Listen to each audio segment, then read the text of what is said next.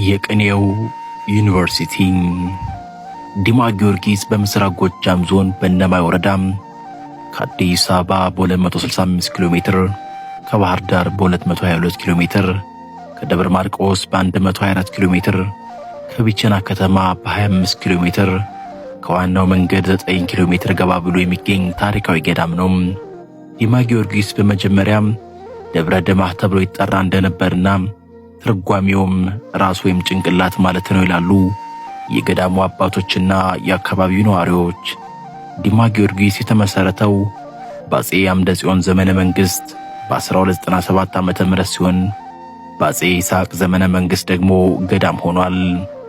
ዲማ ጊዮርጊስ ረጅም ዘመናትን ያስቆጠሩ ከነገስታት ከመኳንንትና ከምዕመናን በስጦታ የተበረከቱ ውድና ታሪካዊ ቅርሶች ባለቤት ሲሆን በርካታ ሊቃውንትን ያፈራ አንጋፋ የቅኔ ትምህርት ቤትም አለው። ዲማ ጊዮርጊስ የበርካታ ታሪካዊና መንፈሳዊ ቅርሶች መገኛ ገዳም ጭምር ነው።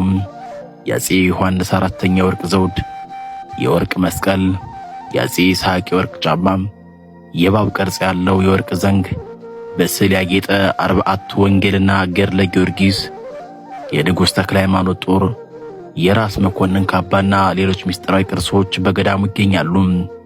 ዲማ ጊዮርጊስ ገዳም በኢትዮጵያውያን በስፋት ዕውቅናን ያገኘበት ሌላኛው ሀብቱ የቅኔ ትምህርት ቤቱ ነው። ገዳሙ የቅኔ ትምህርት ለመከታተል ከተለያዩ ሀገራችን ክፍሎች የሚመጡ ተማሪዎችን በብዛት የሚያስተናግድ ሲሆን ከወንዶች በተጨማሪ ለሴቶች ተማሪዎችም የቅኔ ትምህርት ይሰጣል።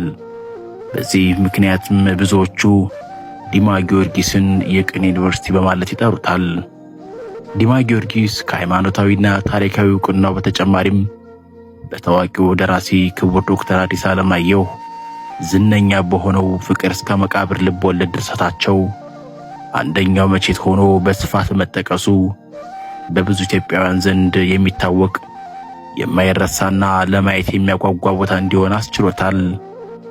ዲማ ቅዱስ ጊዮርጊስ ገዳም በምስራቅ ጎጃም ዞን እነማይ ወረዳ ከሚገኙት ስመጥር የቱሪስት መዳረሻዎች መካከል አንዱ ነው።